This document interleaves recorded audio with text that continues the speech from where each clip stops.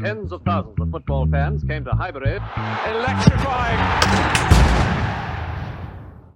Yes, guys, welcome back to the Cannon Podcast and another episode of Scouted, this time on potential Arsenal new boy, Piero Hincapié. We are not done yet in this window. Forgive the unfamiliar settings. We did actually record this yesterday, the whole Scouted episode yesterday.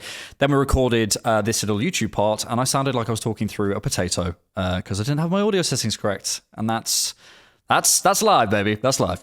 I'm here with my boy, George. How are you, sir? I'm just happy it wasn't me this time. That's the first time for everything.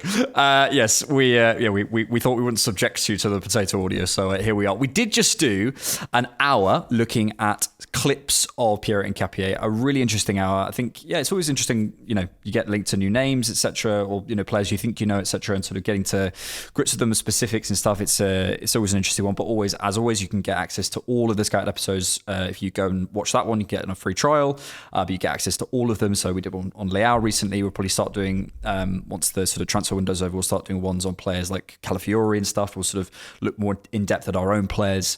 But you get all of the Patreon stuff on there, but I'll stop plugging there. Piero Hincapié, George, my boy. Interesting one. We'll discuss the deal and sort of the squad implications of what this sort of all means. But talk to us just as a headline, if someone's never seen Hincapié before, what is this player? Who is he? He is a player that was a key cog in a title-winning team, which is something that not a lot of our players can say. At the bright young age of 23. Yet, exactly. And he is a player that I really like, a player with very high potential. I think that he's quite unique in some of the attributes that he does have. When I'm having a look at, at some of the players that he kind of reminds me of, you're looking at your David Alabas, your Theo Hernandez's, these type of players that I wouldn't say are elite movers. So you're not going to get like a Nuno Mendes Balde type of acceleration from somebody like a Hincapié. But what you are going to get is somebody with incredible straight line running power. He's got just this incredible ability because he is 6 foot, but I think he's mostly legs when you have a look at him in his frame. He's got a really big tackling radius where he's able to really engage in duels quite a lot, and he's defending from his toes. Not so much a heel defender, and what I mean by that is he's a very front-footed defender, incredibly proactive, incredibly alert to situations, but early to situations. Sometimes too early, has a tendency to have a moment or two of rashness. Don't want to be too narrative with the South American blood gene, but he definitely has the gene. However, in general, I think he's an incredible box defender, which is something that, kind of levies my fears a little bit. We're not talking about Cudi Romero, who just uses aggression for the sake of aggression. He is somebody that is composed in the box when he's defending his own area. And he is somebody that's able to track runners, not bite in and not be drawn into an attacker's kind of feints. He is somebody that's really, really well organized with his aerial duels. It's actually incredible. He's very much a threat in both boxes, but incredibly dominant in his ability to also be a reference up top. So, which is really helpful for Arsenal because that's something that I don't think that our recruitment has necessarily confirmed without a Kai Havertz. So we're looking at Hincapié, who was an option from a deep cross from the goalkeeper and being a reference up top. And, look, I'm going to kind of start to talk a little bit about the reason why everyone's here and the whole overlapping question of it. This is a guy with probably one of the top speeds in the Bundesliga. Again, I don't know the exact number between it, but I know for a fact he's definitely top 5 in terms of his top end speed. This is a guy with more ground, he becomes bigger, so to speak.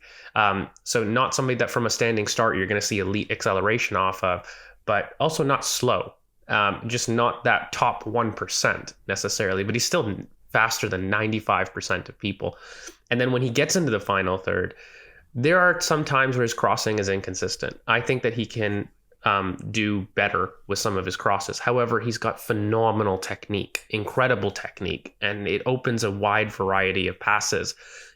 From a passing perspective, in build-up, he passes early, quick, and into the channel, which is brilliant, and a bravery that I don't think most of our defenders have. And, when he does get into the final third, he's capable of producing a whipped cross that really none of our defenders actually do have. The problem is I don't think it's always consistent. There's one cross by Nathan Tella that we did see in the Scouted that I'd encourage everyone to go to.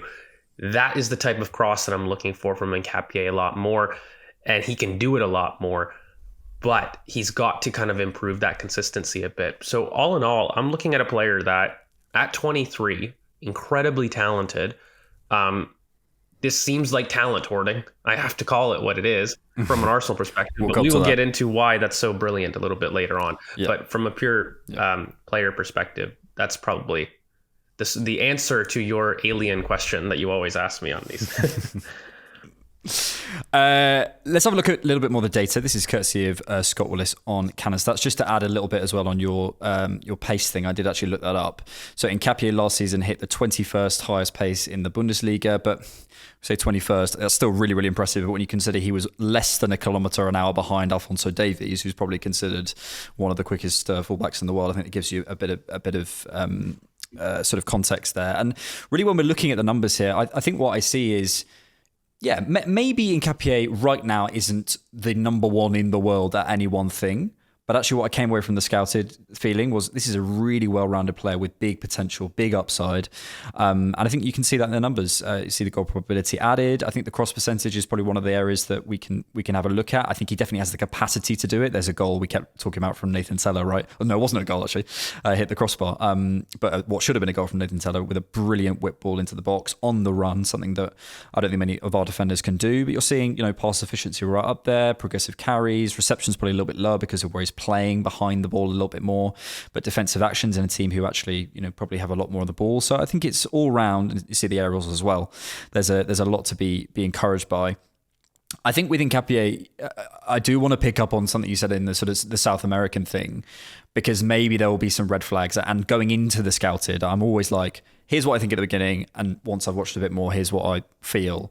I think your pick out of when he's in the box, he's actually fine. He can rein it in. When he's outside the box, there's moments he's kind of maybe clatters into someone, but we only saw probably 3 or 4 clips in the whole scouted where it was just a little bit over aggressive. This isn't a big thing, and we spoke about who's his coach. This coach is the guy who reined in Gabriel Magalhaes and made him one of the best centre backs in the world. So I think there's some big upside there. So yeah, there's the player, as we say. You can go check out the clips, but let's talk more sort of around it. Hincapié, and obviously we're looking at Kiwior moving on to Porto. I think Arsenal, you could make arguments both ways. You could say Tomiyasu's gone and Zinchenko's gone, and if Kiwior's going, then we definitely did need another player. But you could also say we've signed Mosquera, we've got players coming back. If Calafiori stays fit, what does this mean for Miles? You could probably take it both ways. What I see is a new Arsenal, an Arsenal that I don't recognise, where I would say 95% of the time up to this point, we would have done we can get through, probably holding on to Kiwior. We can get through with Zinchenko. Ultimately, he is an Arsenal player on quite high wages. We can keep Miles where he is. He can play left back. We can have Calafiori. And there is a sense of getting by, right? This isn't getting by.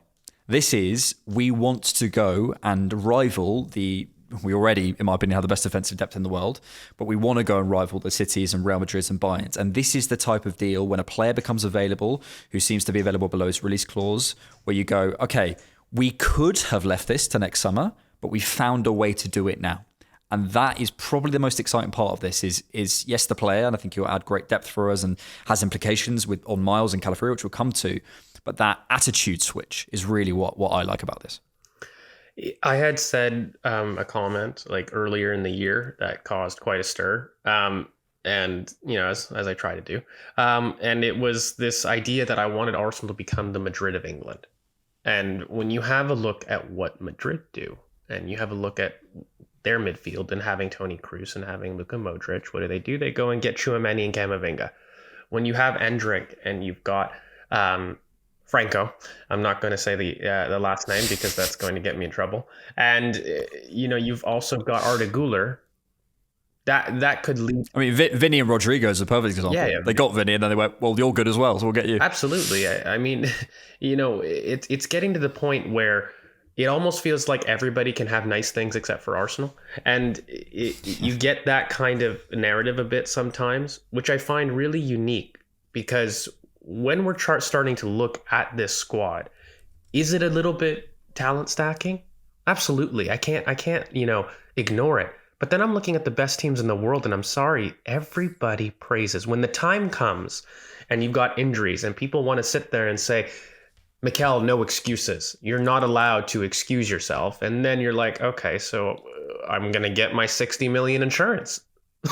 If I buy a ring for $20,000 for my fiance, and I'm going to ignore the $2,000 on insurance, then okay, fine. That's up to you. You can take that chance. But when it is lost and you're out $20,000, then your fiance's like,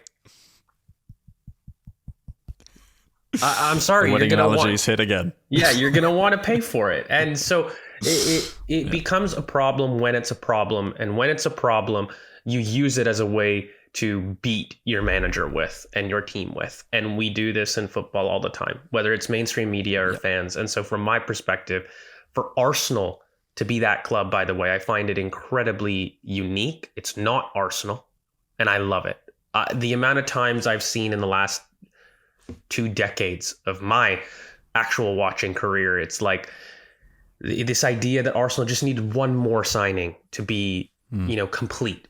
And, we just didn't do it. And then it got to a point of like, okay, well, fine. I'm kind of happy with what we got. I'll talk myself into being okay with it, despite knowing that I did have a hole that I felt we had a capacity to address, and we just didn't. And we never have pushed the boat. Arsenal have really gone all in on Mikel. And it comes also with all this kind of speech with an expectation for Mikel, because he has, at this point, been given a squad where you can't say has been left short. And, with this signing, it not only do I start to puff my chest out about, and we'll end up doing a lot of season predictions a little bit later on, pods coming up, but this is an example of me saying, fine, I maybe didn't get my starting front 5 edition, but getting a 60 million pound, 55 million pound, 60 million euro fullback, overlapping fullback, and legs on a dynamic overlap that I've been personally yelling for over 2 years. I can't sit there and then claim that this window is anything less than a 9 out of 10 with this addition. I can't sit there and claim that we haven't added incredible combinations down the left-hand side that can finally rival the right-hand side in terms of fluidity. The one thing that you could say undoubtedly is that our attacker and specifically our left winger haven't been platformed to the same degree and care that the right has. You can't make that claim when you add additions on the outside, when you add a striker like Gyökeres who likes to go into the channel specifically towards the left to add a little bit more freedom for the left winger to come inside. By the way, I haven't even mentioned the Eze of it all, because when you have an Eze now down that side, you've now got a conductor with a pass down that side. We have added 3 major connections to the left wing, and there's a lot of expectation on certain players, including Martinelli, or including Trossard. I'll even include Eze if and when he does play at left wing, because you're now talking about a team that has finally built connection, combination, and dynamic overloads on the same side to the same degree that the right has honestly had since Mikel has come in, but the left hasn't necessarily. And, I just think that there's a lot of Mikel expectation with this window. I don't want to get away from it, but specifically with Hincapié, you have to now almost eliminate the Raya Ramsdale assumptions with this, because Hincapié is not coming in as a 55 million pound player to not play a significant amount of games. Calafiori is not going to be happy to sit on the bench with a significant amount of games. Gabriel himself is not going to be happy to sit on the bench with a lot of games. And I'm actually quite positive that Mikel can change, but I can't run away from the fact that squad management had been a question, a valid criticism. And I think with these signings, you start to build the case for saying, you've got kind of a rope to hang yourself with, mate. Like, we gave you the tools. It's time for you to use them. Yep. You love that for us. Yeah. I'd add Madueke as well on the left. Madueke is another one who's you've been given at this point Hincapié, Madueke, Eze, and Gyökeres to a left-hand side, basically. And you've also got, hopefully, a now fit Calafiori. Solve it, mate. solve it. Like if you can't solve that, we will be, you know, a podcast like ours who's probably accused of being blind to Mikel. No, he's been given everything he needs now, which is what the point was before. He didn't have what he needs, and now he does, and then let's see. So yeah, I think it's exciting from that perspective. I think also I was probably going to come to a sort of Miles and Calafiori conversation maybe to close this, but really I suppose what the conversation is like, how does this all piece together? And I can say to you, look, there's a couple of things. I think Calafiori and Hincapié are different players for different usages. I think Calafiori more on the inside. I think more depends what you're doing at other fullback. Depends who your left central midfielder is. Depends if you're combining with Eze. I think Hincapié pushes Eze inside more consistently. We could have those conversations. Miles more at 6, maybe, but that's not really a conversation I want to have. The conversation I want to have is, I don't care. Like, I think we've been in a position where we've been going like, oh, but what about that pathway? I'm telling you, the clubs we're trying to beat don't have those conversations as much as Arsenal fans do. We spend I see it in YouTube comments, in my videos and stuff. Oh, but what if mate, there isn't the Real Madrid podcast or whatever they call themselves, the different Madrid, having conversations about, or how do we they just say who's the best player, they play. Who's in form, who's fit, they play. And if we're going to try and beat these guys, then we have to be in that position. And if it makes Calafiori upset, good. And tell you how you get better sales as well. Players who should be in the team, who probably could play, who not necessarily, you know, aren't publicly agitating in the Isak way, but you know that Arsenal want to use them, and we have shown to use them like a Calafiori. That's when you get, I'm not saying we'll sell Calafiori or Miles or whoever, I'm just using it as an example. That's when you get good sales as well, stacking your squad. So to me, it's only good. It's only good to add talent because it only improves the competitive level of the team. And finally, because we've been in this position before and we've admonished Arsenal, I think we should praise Arsenal for doing this work, for bringing in Andrea Berta, for saying, actually, okay, we've made mistakes, we've learned from it. And we go back to those comments from Mikel in May or whatever it was about Goosebumps, and everyone's mocking him. This was, you know, if this was the idea, then credit to Arsenal. And I feel, finally, for the first time, probably under Mikel, we go into a season where I go, I am confident to say we win something big. Like I really, not I hope and I think we will, I'm pretty sure. And that, I'm as confident as that if everyone stays fit. It puts me over the edge because I can now actually be confident that we can supply a dynamic overlap consistently throughout the season. That to me was as big of a hole as, even if some people may not agree, as not recruiting a guaranteed starting front 5 change and upgrade. Sorry, 2 of them. And I think with Eze, I was happy. Boom, I got 1. And then I was saying, I'm still not cocky. I think we can do it. I think the squad is incredibly improved, but I'm still not cocky necessarily. With this, I've become cocky because it's an equal whole for me. And mate, like, you know, you want to talk about Calafiori, I want to talk about Miles and Martinelli. I mean, getting somebody like this puts whoever you want to put out there on the inside. And we're going to find answers to things that people may have different opinions on, especially down the Martinelli pathway. I think, again, for me, I have always been a person that has highlighted more of the environment over the individual, despite both having flaws. But when you recruit this way, not just Martinelli, but Trossard, Eze, whoever the left wing is, doesn't have an ability to have that excuse because you've now got the connections, you've developed it. You know, I want to talk briefly about Miles, about the impact of him probably primarily playing more in midfield and at least taking away those minutes. You don't buy a £55 million left back and don't think that doesn't have an impact on those things and in the squad building. And, you know, I think some of the knock-on effects when you have a look at the squad, mate, let me just run through it for people to just really leave this as I exit. On the right, we have Ben White, Urian Timber, Mascara, Saliba as a 4. On the left, you've got Hincapié, Calafiori, Gabriel, and Miles Lewis-Skelly. We'll include as the extra who can still play there.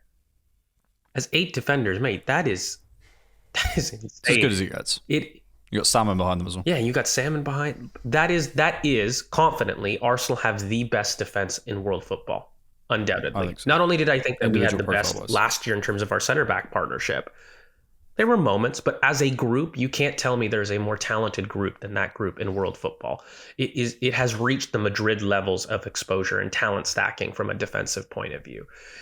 And then we move, mate, and we look at what we can do this season. And Hincapié, I want to end on him because he's a very passionate player. I think he's going to really endear himself to a lot of fans of the club. He's a passion guy. He's going to go in there. He's going to get involved, and I think he's going to be very proactive early to challenges. He's going to get people off their feet because he's the kind of guy that likes to have a bit of edge, you know. And I think Ben White is probably the only kind of player that I really feel in our squad has edge, in quotes, about it.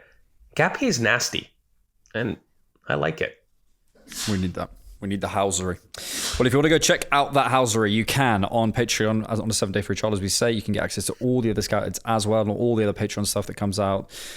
Data pods, youth pods, rewatches, ad-free content, all that stuff. So you make sure you go check that out if you can. You can also check it out as a YouTube member. Thank you, George, for re-recording after my potato disaster. Thank you, good sir.